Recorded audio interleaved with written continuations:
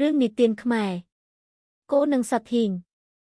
កាលពីព្រេងនាយមានគោមួយរស់នៅក្នុងវាលស្មៅធំទូលាយគោនោះមានកម្លាំងខ្លាំងប៉ុន្តែមានចិត្តអួតអាងនិងមើលងាយសត្វតូចនៅជិតវាលស្មៅនោះមានសត្វហ៊ីងមួយរស់នៅក្នុងរណ្ដីតូចមួយសត្វហ៊ីងមានរាងតូចប៉ុន្តែមានប្រាជ្ញានិងចិត្តអត់ធ្មត់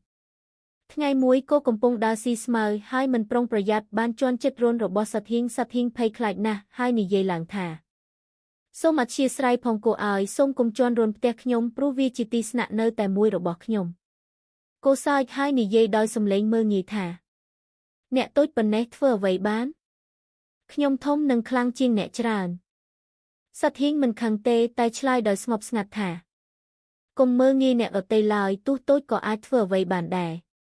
គោមិនខ្វល់នឹងបន្តដើរលេងនៅជុំវិញមិនយូរប៉ុន្មានវាបានជន់លើដីទន់ក្បែររន្ធសត្វហ៊ីងហើយជើងរបស់វាជាប់ក្នុងរន្ធដីជ្រៅមិនអាចដកចេញបានគោឈឺចាប់និងខ្លាចខ្លាំងហើយជំនួយ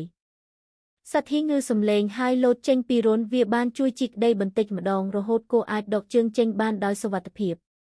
គោមានអារម្មណ៍អៀនខ្លាំងហើយនិយាយថាខ្ញុំសុំទោសដែលបានមើលងាយអ្នកថ្ងៃនេះខ្ញុំបានដឹងថាកម្លាំងមិនសំខាន់ជាងប្រាជ្ញាទេចាប់តាំងពីថ្ងៃនោះមកគោបានរស់នៅដោយចិត្តសុភាពមិនមើលងាយសត្វណាមួយទៀតឡើយអត្ថន័យបង្រៀនកុំមើលងាយអ្នកដទៃទោះតូចក៏មានតម្លៃនិងអាចជួយយើងបានប្រាជ្ញានិងចិត្តល្អសំខាន់ជាងកម្លាំង